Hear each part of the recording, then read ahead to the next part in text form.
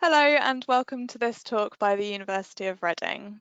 Today's session is on personal statement tips, and it's that time of year when UCAS applications need to be filled in. So if you're thinking about going to university next year, the personal statement is an important part of that application. Hopefully today will give you some confidence in how best to get across your ideas and enable you to recreate a really successful application to higher education. So I'll just introduce who you're listening to. So my name is Sally. I am a student recruitment and outreach officer for the University of Reading. And for my role, I live and work in Wales. So I do work for the University of Reading, but the information in today's session will be relevant no matter what university you'll be applying to. Okay, so let's get started. So today's session is all about personal statements, and the aims for today's session are to discuss who the admissions tutors are and what they're actually looking for in terms of what they're hoping to read in your personal statement. We are going to be hearing from some admissions tutors at the University of Reading this morning, and we'll also be exploring how you might want to structure your personal statement. So how we'll be demonstrating some personal statement examples and sort of looking at structures and writing techniques that you might want to use in your personal statements. So if you are going to university, if you're hoping to go to university at the end of sixth form or college, hopefully you will already be familiar with the UCAS application process. Okay, so hopefully you've done some research on the universities that you might like to apply for. Hopefully you've carefully considered your choices. Today's session, obviously we're working towards a focused personal statement, so the best personal statement that you can write. A part of the application process will be to get a teacher's reference that says all about you and the school that you've attended, and it will also be important for you to meet deadlines. So that's not just in terms of submitting this this application on time, but it's also to do with replying to any offers that come through on time and making sure that you go through all the steps post-application as well as pre-application.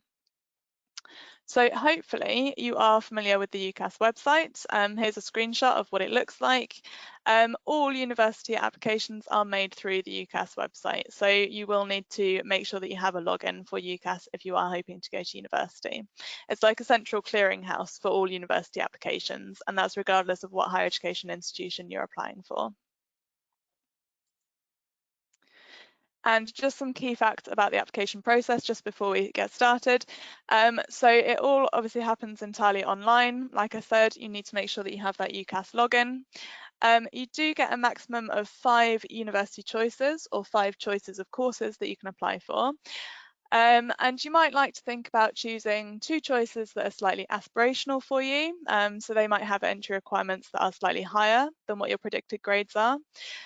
You might want to choose 2 that are about what you are expecting to get, and then choose 1 choice as a backup. So just in case you miss the grades, you might want to have one slightly lower than what your predicted grades are as well. Now, there are some exemptions to this 5-choice rule. So, for example, if you're applying for medicine or veterinary science or dentistry, you have a maximum of 4 university choices that you can write down. And if you're applying for Oxford or Cambridge, you can only apply to Oxford or Cambridge. You can't apply for both. Okay, and the UCAS application process, there is a small cost involved for the service. So if you only want to apply to 1 university and only 1 course, then that's going to cost you £20. And if you want 2 or more choices, so up to that 5 that we talked about, it's going to be a little bit more, it's £26. Now, if you do apply for more than 1 university, the other universities can't see who else you've applied for. Okay, so there's this kind of invisibility, there's no kind of bias involved. Now, it is really important in terms of personal statement writing to realise that you mustn't write down which is your favourite university in the personal statement application. Keep it nice and general so that it's not specific to just 1 university when you're writing it. Because obviously it's only 1 personal statement that gets submitted, not 5 different ones to all those different choices. Okay, so what's the personal statement all about? So it's your chance to make your application unique. There are going to be many, many other candidates that apply for the same course as you, and they're all going to have good grades because they're all applying to that university because they think it's a good option for them. So your personal statement is a chance for you to stand out and demonstrate why you want to study your chosen subject. Okay, now you can't just go on forever about all of your positive attributes. You are limited to 4,000 characters or 47 lines on the portal. Okay, now the best way to actually write your personal statement is not straight into the box that comes up on the UCAS portal. Okay, we do encourage you to draft it in something like Word, so that you have the spell check, you have the grammar check, you can draft and draft your personal statement, and you might want to print it out a few times, sort of scribble all over it, give it to other people to read before you actually finally copy and paste it across into the UCAS portal and submit it that way in the end. Okay, so your personal statement is going to be read by someone called an admissions tutor at the university, or at the 5 universities that you're applying for. Okay, now these people are teachers or researchers at the university, and they've been working in their subject area for a very long time usually, and they have years of experience in that subject. They will be responsible for putting together the module lists, for looking at the course content. They literally know the subject really, really well. So it's really important that you do your research into the subject and the course modules that are on offer before you apply to the subject at the universities that you're applying for. Now, they want to know why you're interested in applying to their subject. They love their subjects themselves, and they really want to know why you love that subject too. Okay, so before this webinar, I did send out a little request to the admissions tutors at the University of Reading, and I was quite interested to know what they were looking for in the personal statements. So we're going to hear from Elizabeth Meave, who is the admissions tutor for the history department at Reading. Now, she's going to talk about what she likes to read in personal statements and what kind of students she's looking for as part of her course. So I'm just going to load that video for you now, and fingers crossed it will all work and come up on your screens. The most important thing when you're writing a personal statement as part of an application to study history is to just be yourself. And that includes telling us about things like volunteering or sports that you take part in, but really what we want to know is why you're interested in history. And that can be as straightforward as talking about things that you studied at school, particular sessions that you enjoyed, that's great. But really we want to know beyond that, how does history play a role in your life?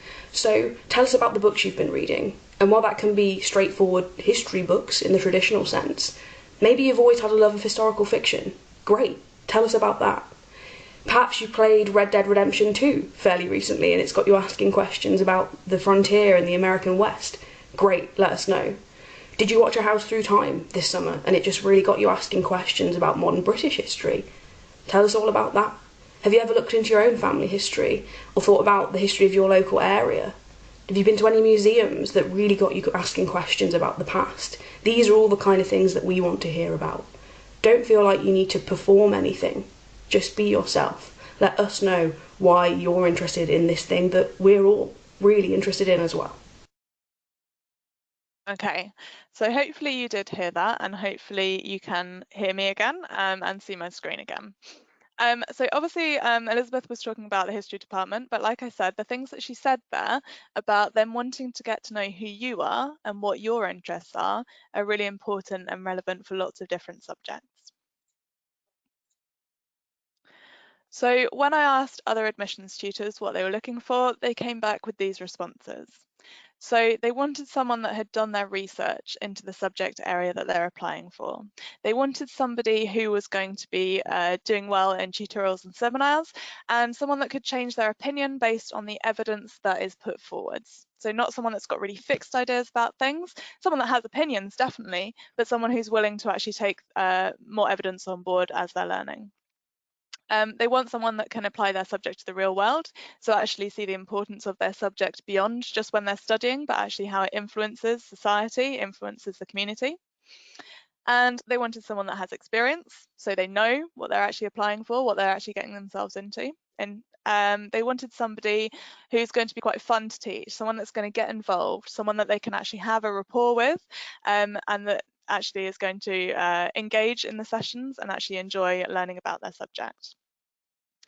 Admissions tutors always like it when you show evidence that you have read around your subject. So not that you just enjoy studying at A-level, for example, but actually that you've gone above and beyond what you're learning in your A-levels, and actually you have interests that lie in areas that maybe aren't focused on what you are currently studying as part of the curriculum. They also want someone that's learned reflectively, so someone that can actually look back at their piece of work and actually grow and develop the ideas that they've put forwards. And ultimately, they want someone that loves their subject as much as they do. Okay, they want someone that's going to be enjoyable to teach and that's going to really have that passion for the subject that they're teaching too. Okay, now if you're applying for a science degree or a subject allied to medicine, it's also really important that you show that you have experience of working in a healthcare team. So usually this might be through work experience or shadowing people who already work in that sector. But obviously at this time that might be a little bit trickier this year. So there are other ways that you can show that experience. So speaking to somebody in healthcare might help you understand that environment a little better. So that might be a family friend, it might be a Zoom call, a Zoom chat with somebody, but basically showing that you have an understanding of what it's like to work in healthcare. You might want to research into placements or healthcare or community settings. They just want to see that you have experience of caring for other people in some way. Okay. And if you want to show sort of commitment to working with people, then things like school open days or communicating with students and parents in that way might be quite a good way of showing that you have those communication skills. Okay, so ultimately your personal statement is all about the admissions tutor getting to know you. They want to know why you want to study their subject more than any other subject. Okay, so what's inspired you? And the very best place to put this in your personal statement is in the introduction. You want to start telling them about yourself and tell them exactly where your love for that subject comes from. So we're going to just have a little read through of an example introduction, so you get hopefully an idea of the kind of things we're looking for in terms of a successful start to your personal statement. Okay, so I'll just read out what's on the screen. Having been born in the UK with parents from Delhi and Kenya, I feel my background has given me an internationally diverse outlook. In my travels, I have met with both the affluence of Europe and the poverty existing in India. Such contrasts have compelled me to seek an understanding of the forces that drive the world economy and why, after centuries of economic theory, such inequalities continue to exist. Okay, so it's quite short and sweet. It's only 3 sentences long, which is completely appropriate for an introduction. Remember, you've got that word count and you don't want to be going on forever in your introduction because you want to save all the kind of meaty stuff for the main body of your personal statement. But ultimately, the introduction, it says exactly where the subject's interest in the subject has come from. So in this case, looking at the inequalities that exist around the world.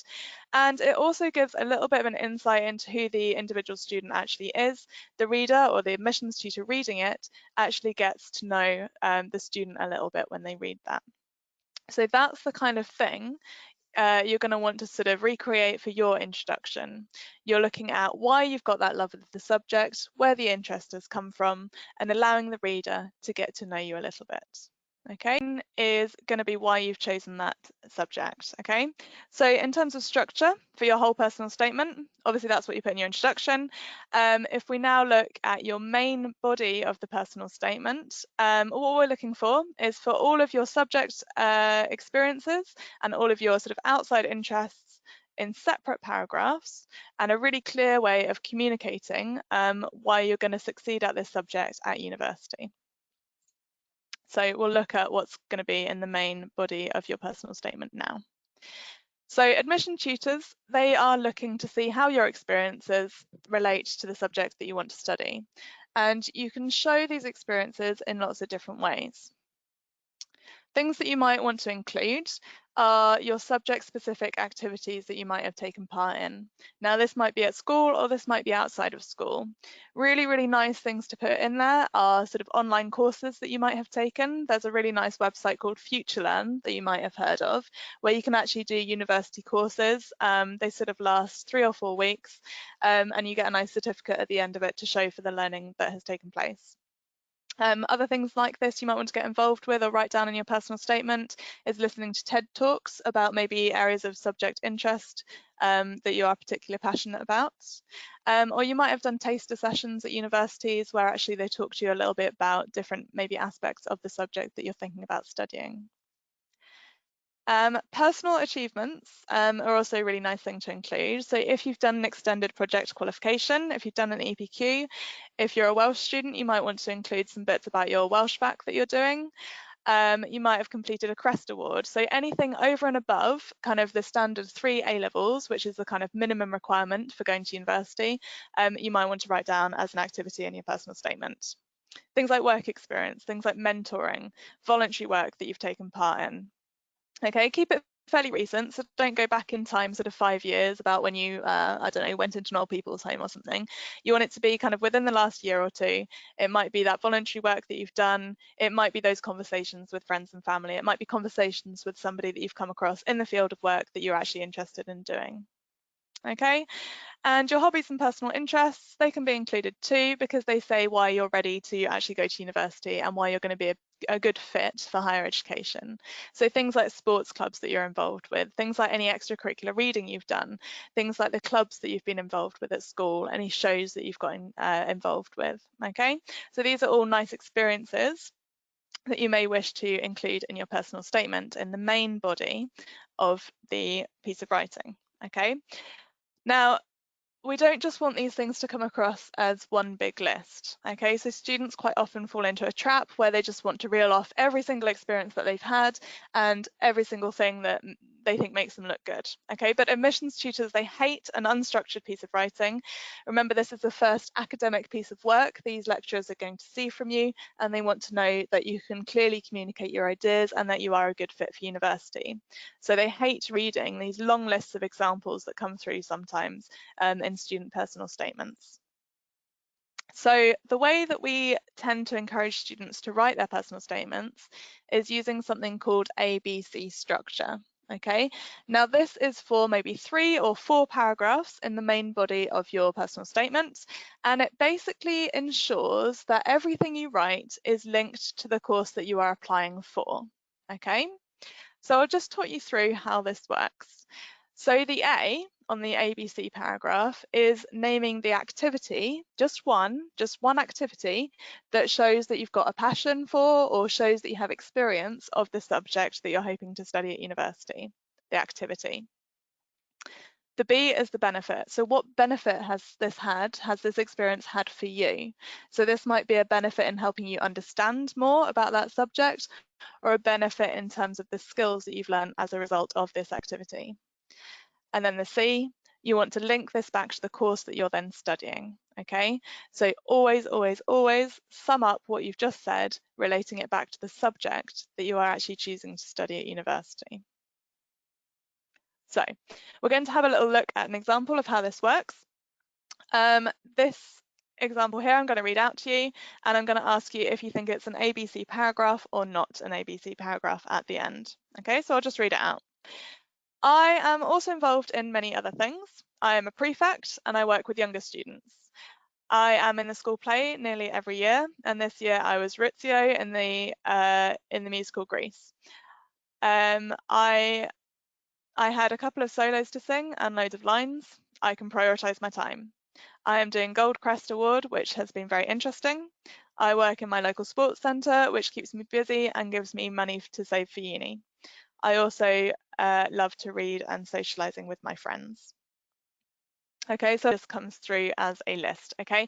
Loads and loads of good things on this list. I mean, we can pick out lots of nice things that this person's done. They've obviously been a prefect, they're in the school play, they're doing the Gold Crest Award, so that's kind of like an independent piece of writing that they're working on that's outside of their studies. Work experience at their local sports centre, loving to read, you know, tell us more about these things.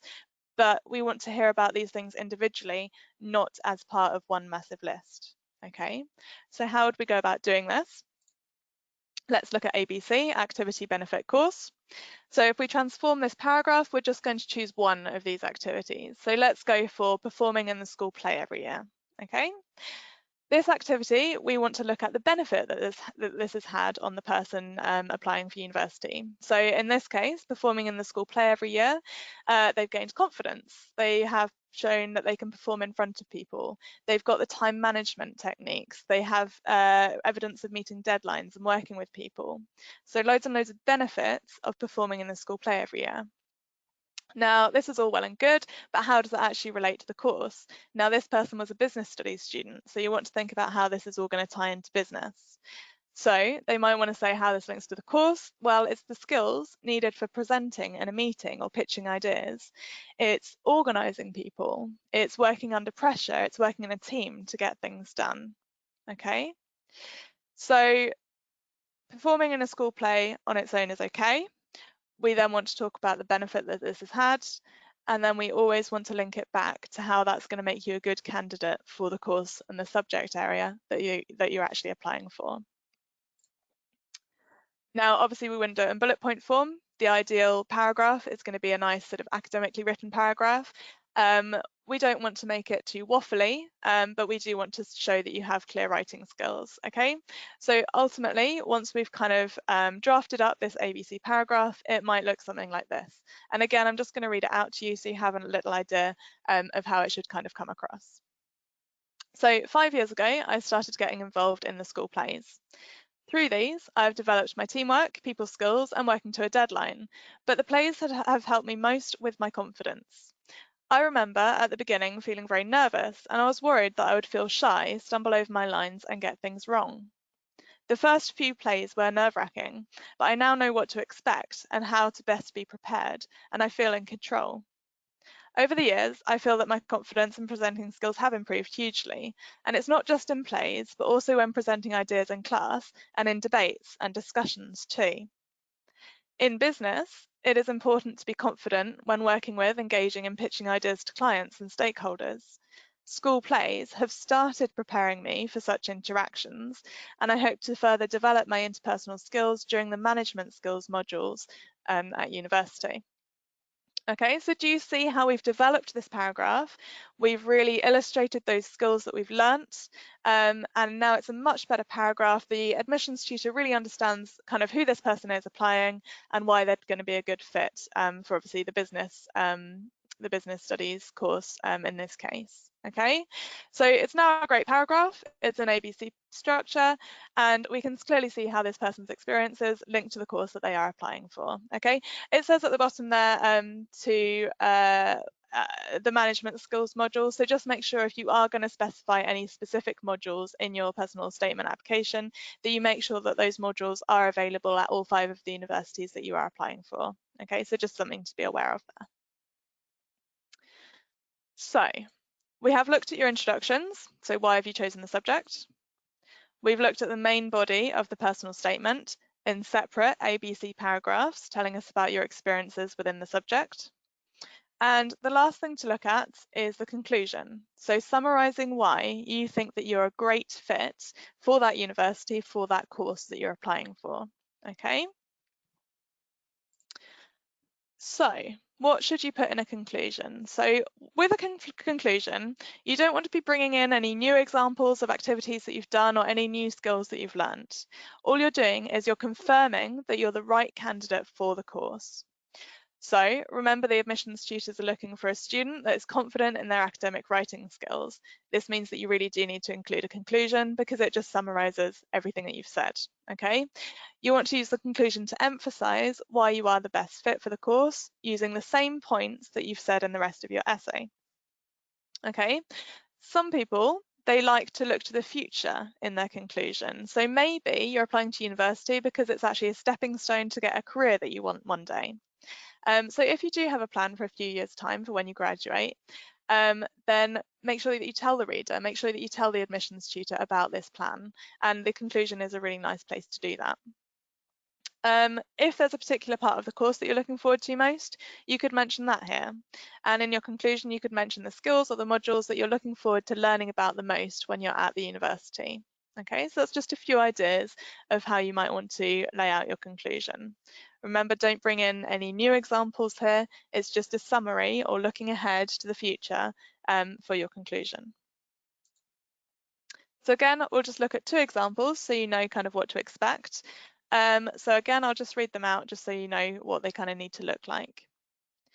So going to university is an experience that I've been looking forward to for a long time. I enjoy learning, have good independent study skills, and believe I have the skills necessary to be a real success.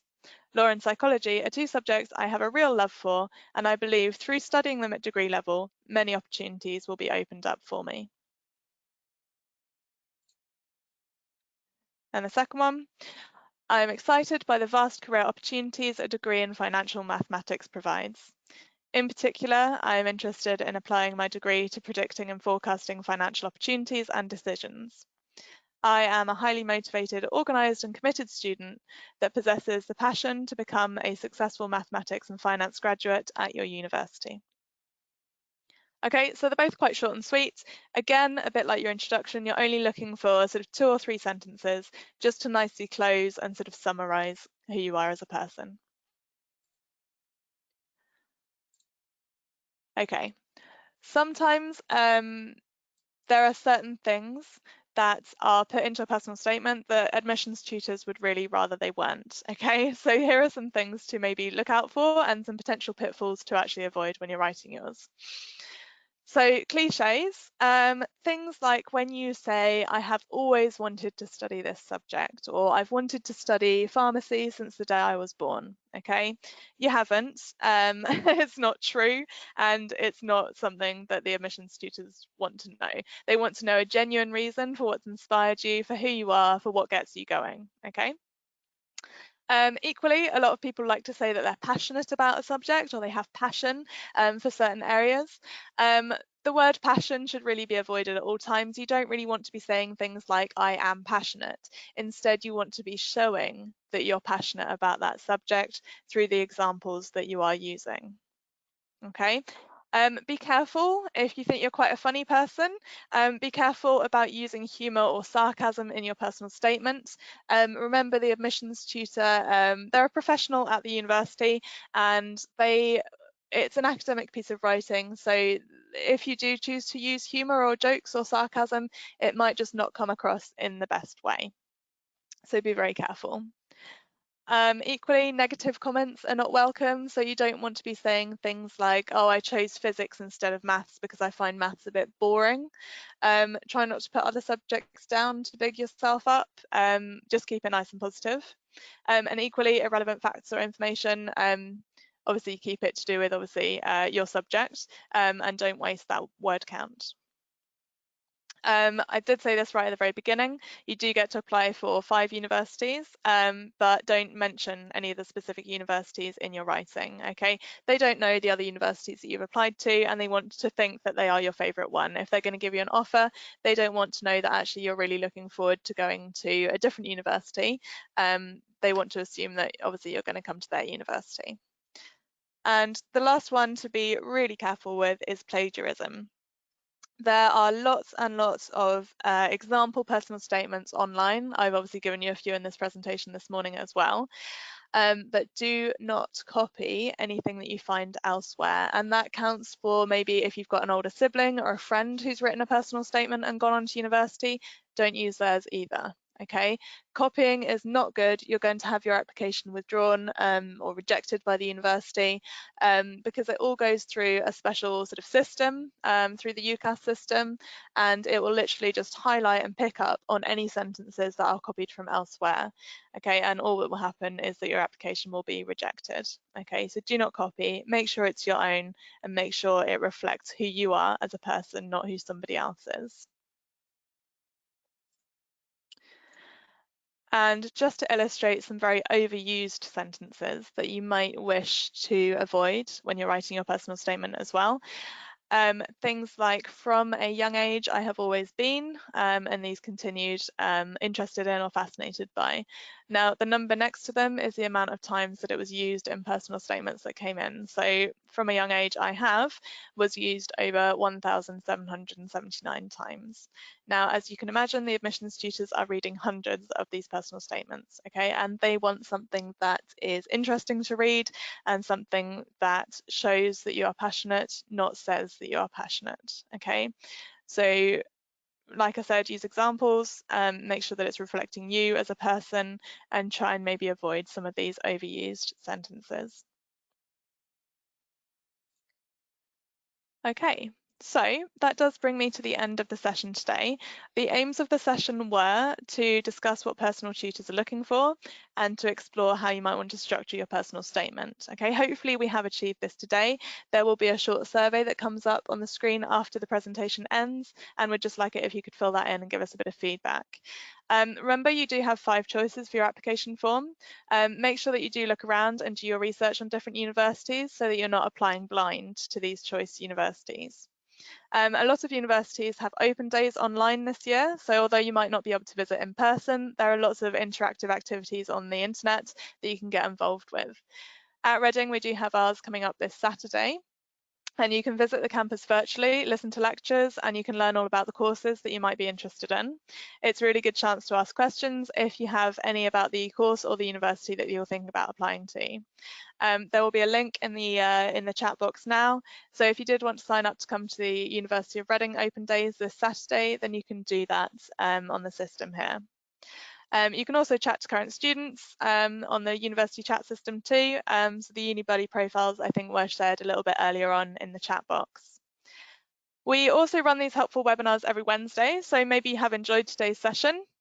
And you might want to join us again for another higher education topic that we're covering. So we will put a link to the online virtual activities page in the chat box as well, so that you can have a little look around and see if there's any other topics that you'd like to listen in on in the future.